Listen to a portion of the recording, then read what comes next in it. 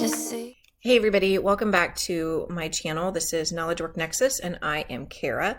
And in today's video, I am going to talk to you a little bit about the different note-taking and note-making apps that are talked about predominantly in building a second brain. And I'm actually going to start with the more general category. And I'm going to show you something that I've had an opportunity to do as I've started my business. I just started it back in January or February. And so I have brand spanking new Gmail account. And so I got to go into it from the very beginning with a para mindset. And so I want to just show you how how I've organized everything related to my company in a para way. So here on the left in my Gmail account, my business email account, you see I have projects, areas, resources, and archives. You can see there are actual other labels under projects, areas, and archives. If I pop one of those down, you can see that I have an area for business development, one for courses that I'm taking, one for finances, which I've further subdivided into expenses and revenue, and all sorts of other things here. And I already noticed that like receipts should actually go under expenses. I should couple those together. So it's really easy to have things get a little out of control, which is one of the reasons why I'm actually also looking at the Johnny Decimal system to provide like another layer of support on top of para. I've extended para in my business even further to even like the links on my toolbar. So if I come up here to projects, I blanked these out so that you can't tell who the client is, but any links related to working with client one are in that first one, client two is in the second one, and so on and so forth. And then finally in my actual Google Drive, you can see again, projects, areas, resources, archives. If I go in here to areas, you'll see some of the same categories that are in my Gmail, so that you can see that, these things kind of blend over. I don't typically have anything hanging out here. This is something that's not where it's supposed to be. So it should actually be in my templates folder. So I'll move it out there, but I try very hard to keep things inside of those folders. So you could build a full para note-taking system that is built within just Gmail and Google Drive, or OneDrive and Outlook. You don't have to have another tool to do para and to build a second brain and to all those things. The other tool is really just an extension on top of that for your workflow and how you do things and those sorts of things. So to that end, I'm going to look at the 4 additional tools, Evernote, Roam Research, Obsidian, and Notion. These are just sort of the 4 general tools. There are loads and loads of others. You'll see lots of conversations about them. I'd be happy to answer questions if you have questions about others, because I've probably tried them all. I like to dabble in this space. So let's go ahead and start with Evernote. I have actually been an Evernote client since I think Evernote was in open beta. So I've been with Evernote for a really long time. My earliest note is from like 2008, I think. And so I have a lot of archive in Evernote. There's a lot of stuff that I almost never look at.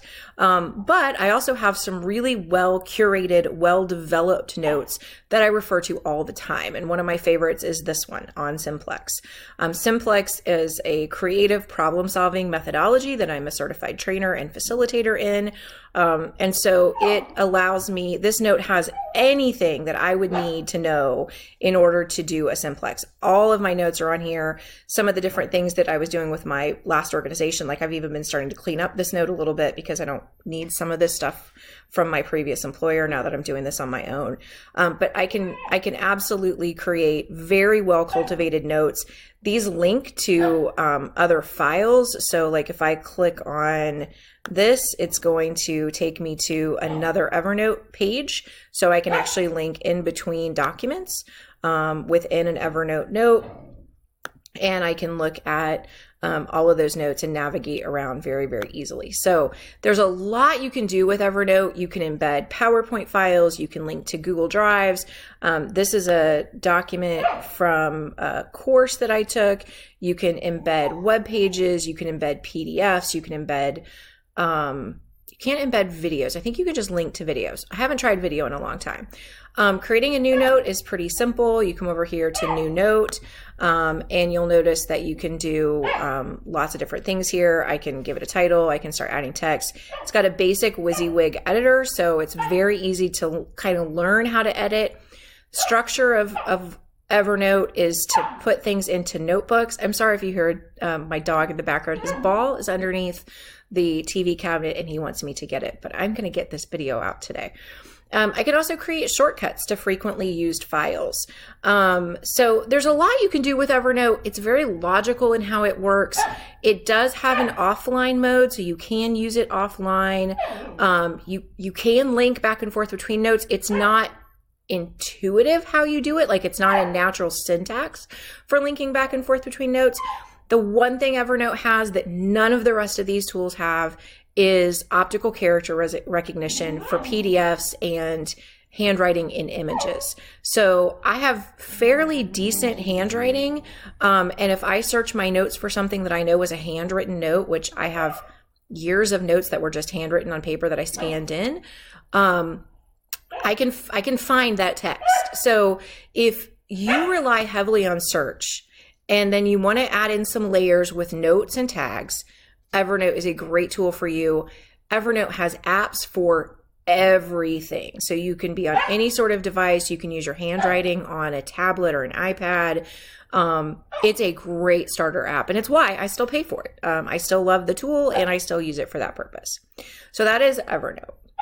The next tool I want to show you is Notion, and we're going to go over here to this screen. Notion is different from Evernote in a lot of ways. Notion starts with, and actually let me just create a new blank page.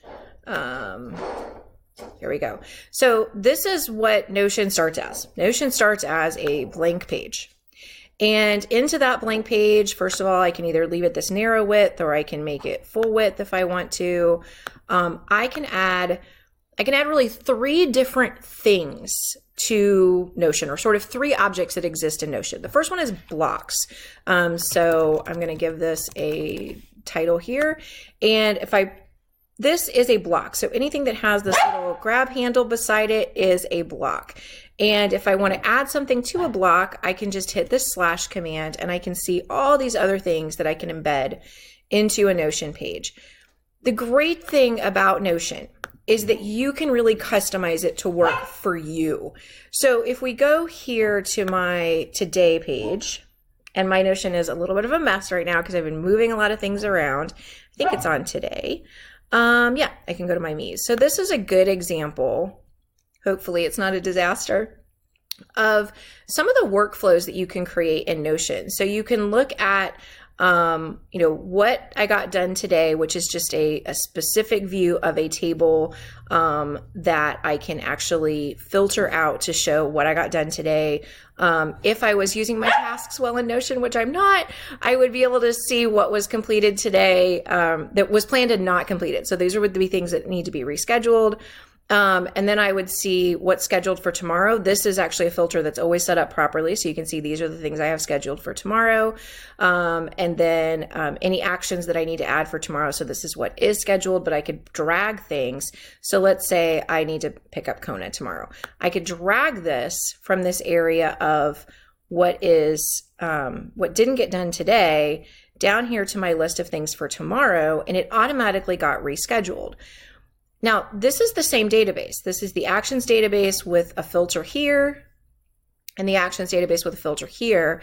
But by dragging it between these 2 views, I can completely change the context and information stored on that item. It's incredibly powerful if you use it well. For me, Notion serves, I think, a different purpose in my overall structure, and that is to be sort of my final place for notes. Notion is a bad place for me to work because I'm always fiddling with it. What Notion is great for is Notion also allows you to create a website really, really fast. So this is my personal website. I maintain it with Notion and Super, and you can see just a few things about me. My best friend and I just went on a Marvel Day at Sea cruise, and we created this awesome trip report from our cruise, which if you're a Disney Cruise Line person, you know that trip reports are kind of how people talk about their trips. And you can create really cool navigation between the posts, and just create a fully navigable website without really having to know any programming, which was kind of my goal when I started this. I've done Wix websites. I've done website development from HTML coding on up.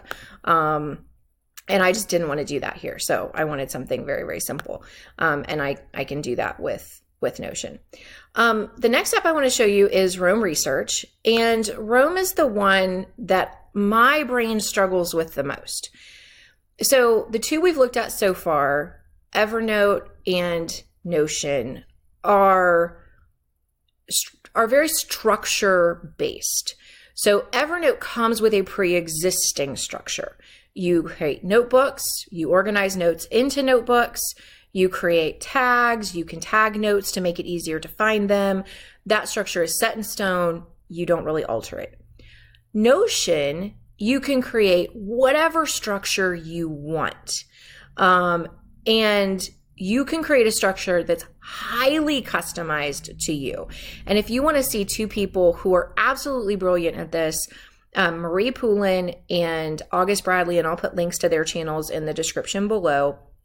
They're brilliant at creating a Notion structure that works for their brains. Both offer in-depth courses in Notion. They know how to do things in Notion that I've never even thought of doing, and they're amazing. Everything I know about Notion, I've probably learned from one of those two.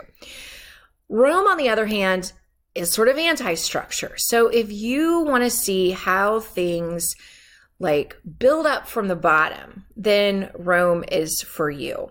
Roam is a markdown tool. So it's when you first open a new Roam graph, you won't even see this because you wouldn't have any of this stuff created.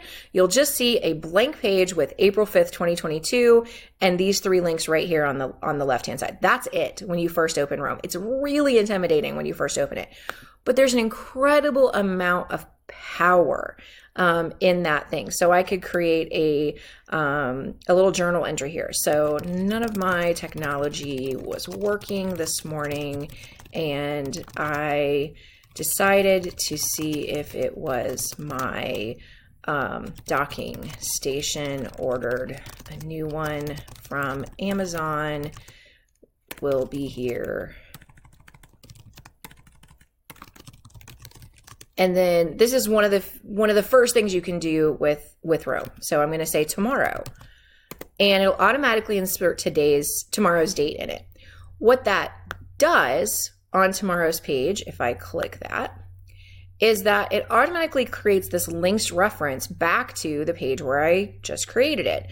So like if I was getting ready for tomorrow, I would see that, oh, I have to come in here and I'm going to get this thing tomorrow.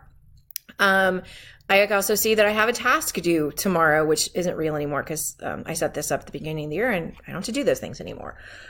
So you can do project and task management in here. You could do all sorts of notes view. The thing about, again, Evernote and Notion are more hierarchical.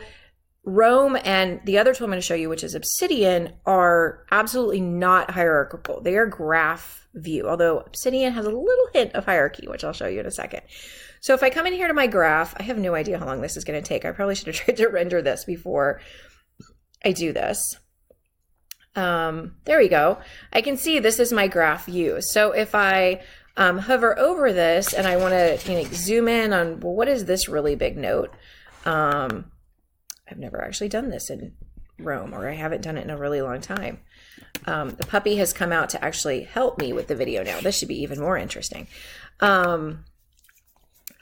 I don't know Hitting enter doesn't do anything. Okay, somebody who knows Rome better than I do is going to have to explain to you how that works, because I honestly don't know. Oh, there we go. I zoomed in. So that's my to-do note. So anything tagged with a to-do has got that on it. I also have this big 2021 note over here, which is actually this note right here. And when I go to that note, hopefully the puppy didn't just switch me to a whole different page. Hang on, let's see where we are now. Just a second. It's coming. There we go. I can see my 2021 note, which, you know, I laid out this whole like graph structure. You can create, so this is actually a good page. The puppy did good work here. You can create kind of graphical structures. You can create some tables and do some things in them. Rome is very hacky, for lack of a better phrase. There are loads of plugins. There are loads of things that an amazing community has built for it. But you got to be willing to spend some time figuring out how it works and how to make it work for you. And Rome, again, has absolutely no structure forced upon it. So you have to figure out the structure that you want for your Rome graph and for your Rome hierarchy. You can create these shortcuts over here on the left to give yourself some organizational framework for Rome. So it can easily be done. It's a fantastic tool. Again, I'm a believer in Rome. I still think there's a place for it in my work. I'm not doing enough research and publishing that is research-based to merit it yet. And I honestly don't know now that I'm much more comfortable with Obsidian, which is what we're going to go to next. Let me pull up Obsidian. If I would leave Obsidian. So this is Obsidian. This is actually a script for a graph for a video that I'm going to record a little bit later today, which won't be nearly as long or rambly as this one. And Obsidian is great because it both has a hierarchical file structure. You can see over here on the left, these are individual files or folders. Inside of them are files and other folders. So like this is my daily notes folder. And then inside of that, I have individual files. Those are these individual items. But it is also graph-based. So if I open my graph view in Obsidian, I can see my graph, and I have navigated my Obsidian graph much, much more often. So if I come in here, these are book notes to a book called Unleashed. And if I open that, I can go in there and I can see all of these different tags that I have. So like I have the tag to leadership. Looks like I have a lot of orange tags. That's how things come over from Readwise to empowerment, more on leadership. So then if I were to click on this tag, that would create a new page for me. I'd have to actually go, I've actually never done that before. Okay, more for me to learn in Obsidian. I am still very new to Obsidian. It is not my, it is somewhat new to me, but I am loving it so far as I play with it. But again, you can already see this para structure here. Two differences between Rome and Obsidian, because I really do consider them very similar to one another. Rome, no offline mode whatsoever. They do have a mobile app now that's in beta, and I am beta testing it. It's okay. Obsidian has a full offline mode. These are just markdown files that are sitting on your actual computer. Rome does have end-to-end encryption, but again, you know, I have personal standards on what I will put into anything that is actually on the internet and synced through the internet. Where Obsidian, I can create multiple vaults. That's what Obsidian calls a group of notes, is a vault. And some of them I can sync and some of them I can't. I wouldn't, so that I, you know, could keep them local and keep them more secure. So you have a lot more control over the value over where data is stored in Obsidian. Okay, so this is getting really long. It's already 20 minutes. I've gone through the top 4 main tools. Showed you that you can do this without actually going to another tool. You can just focus on the para structure and the code methodology from building a second brain. If that's how you found this video, you can focus on all that just in Google Drive. We'll go back here. Remember, this was what my Google Drive looked like. You can just start here. You don't have to do any of these other tools if you don't want to. But hit me up with questions that you'd like to see. I'd like to build out series of working with all these apps. I love to learn in public. I love to build in public. So if I can help you with additional questions, please feel free to drop them in the chat and question area below. Thanks, everybody. Don't forget to like and subscribe.